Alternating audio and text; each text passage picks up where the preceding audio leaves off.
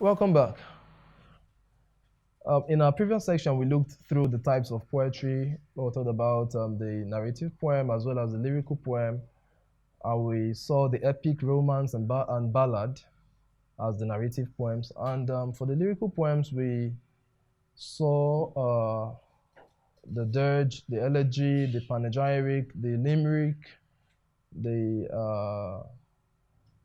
pastoral poems, and others. So quickly, let's look at free verse. Remember we talked about the blank verse, and we said the blank verse has a regular meter. And when we talk about meter, we talk about the form of a line of a poem. And when we talk about form, we talk about the arrangement of stressed and unstressed syllables. Okay? Now let's look at free verse. Remember, in the blank verse, the only thing that the blank verse has is a regular meter. Now, for free verse does not have anything. It does not have a rhyme scheme, it does not have a regular meter, and does not have rhyme. I take it again. The free verse is a poem that does not have a rhyme, does not have a form, does not have a meter. It is just there. You just write as you feel. You write anyhow.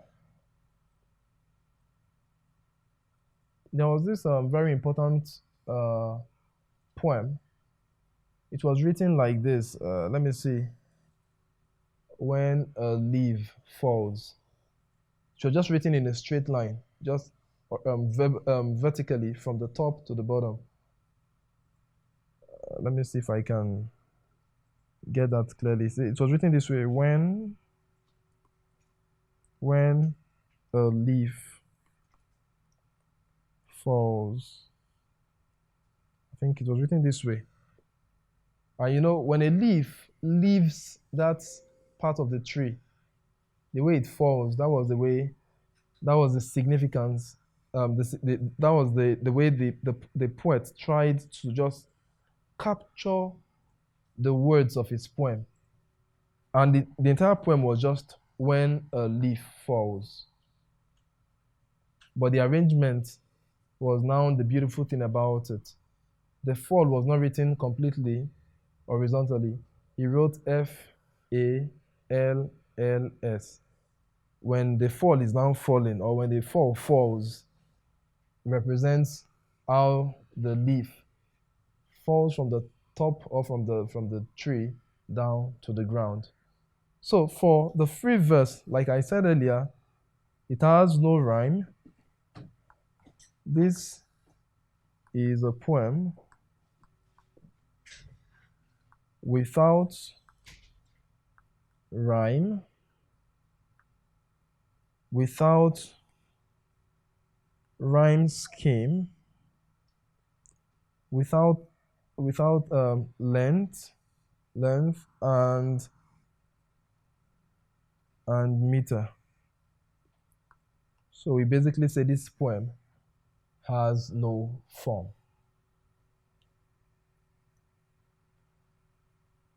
Now the sonnet. The sonnet is basically a poem of 14 lines. And you can choose whatever kind of arrangement you want. You can choose to write 6 and 8 or 6, 6, 8, depending on your arrangement, either the patrician sonnet or the Elizabethan sonnet. So we say if a sonnet is a poem of 14 lines. Of 14 lines. So Shakespeare used the 6-6-2 formation, just like your football, 6-6-2 or the 6-8 formation. He used the 6-6-2 formation and he wrote so many sonnets. So many sonnets. Okay? So we see the sonnet as a type of poem because of what Shakespeare did during the Elizabethan era. He actually transformed sonnet from just being a type of stanza to a type of poem. So let's look at some past questions. This question number 1 is from UTME 2018, question number 6. Question number 6. Question number 6. And question 1 says, a poet's use of regular rhythm is known as dash. A poet's use of regular rhythm is known as dash. A, allegory. Allegory is actually using animals and symbols in a piece of work. Okay, giving them roles. That's what allegory actually implies. Assonance. Assonance is the repetition of vowel sounds in a line of poem or in lines of a poem. So it cannot be assonance. Onomatopoeia is that quality of sounds expressed in words in a line of poem. But here we'll talk about regular rhythm. So our answer here is meter. Option C. Option C becomes our answer. So from number 2 question, you would be so involved. Let's look at number 2. In a narrative poem, the post attempts to dash. In a narrative poem, the poet attempts to dash. In a narrative poem, the poet attempts to do what? That's from UTME 2016, question number 34. A, summarize a story. B, preach a sermon. C, describe a place. And D, tell a story. Remember at the beginning we said narrative poems basically tell stories. So our answer will be what? Tell a story. Question number 3. The continuation of meaning without pause. The continuation of meaning without pause from one line to the next is dash. That's from UTME 2016, question number 35. So you could quickly pick your answer before we analyze. Okay? Option A says enjambment, B, sonnet, C, alliteration, and D, melodrama. So let's take it from below. Melodrama is that aspect of that type of drama that has to do with uncontrollable laughter. Okay? You have heightened situations, over-exaggerations, and the rest of them. So melodrama is out of it. Let us eliminate melodrama. Alliteration is the repetition of consonant sounds in a line of poem. So that one is out. For example, Father Francis fried 5 fresh fish for 5 fishermen. So that's an example of alliteration. Sonnet is using the half, a part for a whole and a whole for a part. So that is not what it implies. Enjambment is the running through or the flow of meaning from one line to the other. So let's look at question number 4. In poetry, the term license implies that dash A. Okay, that's from 2015 UTME, question number 18. Option 1, the freedom to sell poems. Option B, the liberty the poets take with language. Option C, the approval given to poets to compose poems. Option D, honor given to deserving poets. Pick your answer.